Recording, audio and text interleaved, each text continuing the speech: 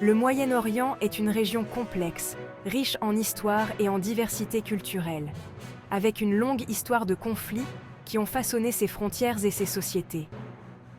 Ces derniers temps, les tensions ont été vives entre Israël et le Hezbollah, un groupe politique et militant basé au Liban.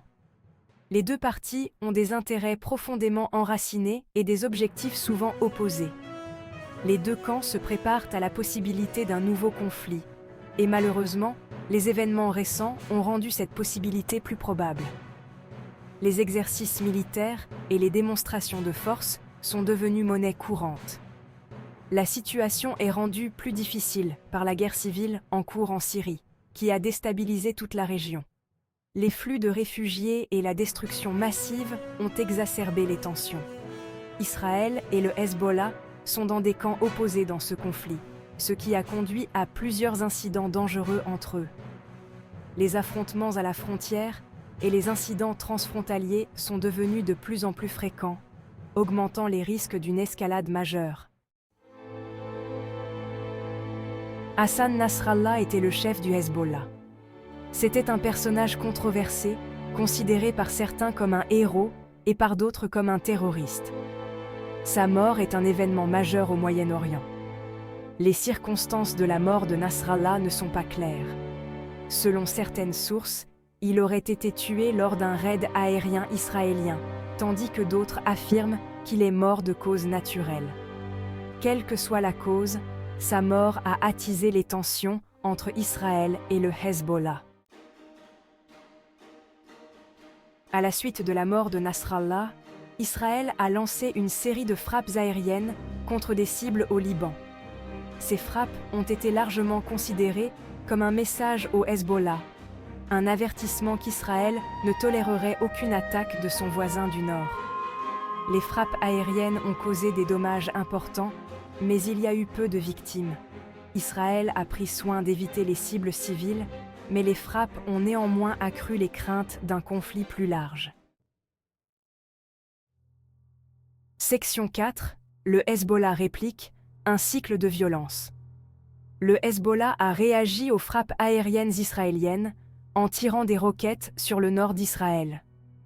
Ces roquettes ont causé quelques dégâts, mais aucune blessure grave n'a été signalée.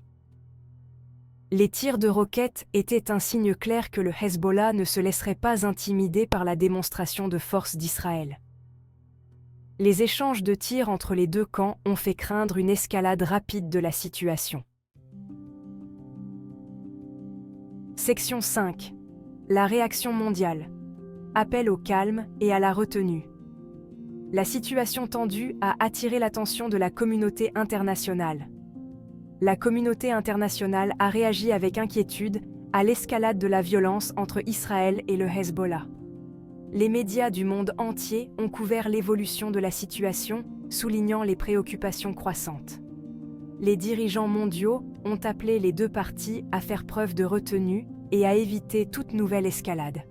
Des conférences de presse ont été organisées pour exprimer ces appels. Les Nations Unies ont condamné la violence et appelé à un cessez-le-feu. Des résolutions ont été proposées pour mettre fin aux hostilités. Les États-Unis ont exprimé leur soutien au droit d'Israël de se défendre, mais ont également appelé à la retenue. Les responsables américains ont souligné l'importance de la diplomatie pour résoudre le conflit. Section 6. Un avenir incertain, les implications pour la région. La situation au Moyen-Orient est très fragile et complexe. Les tensions sont palpables dans les rues et les habitants vivent dans une incertitude constante. Les récentes violences entre Israël et le Hezbollah ont fait craindre un conflit plus large qui pourrait avoir des conséquences désastreuses pour toute la région. Les affrontements ont déjà causé de nombreuses pertes humaines et des destructions matérielles importantes. Il est impossible de dire ce que l'avenir nous réserve, mais les signes ne sont pas encourageants. Les rues désertes et les visages inquiets témoignent de la gravité de la situation. Les deux parties ont montré leur volonté d'utiliser la force et la situation pourrait se détériorer rapidement. Les patrouilles militaires sont omniprésentes et les tensions ne cessent de monter. La communauté internationale doit continuer à œuvrer en faveur d'une résolution pacifique, mais le chemin vers la paix est difficile. Les pourparlers de paix sont en cours, mais les obstacles sont nombreux et les manifestants réclament une solution durable.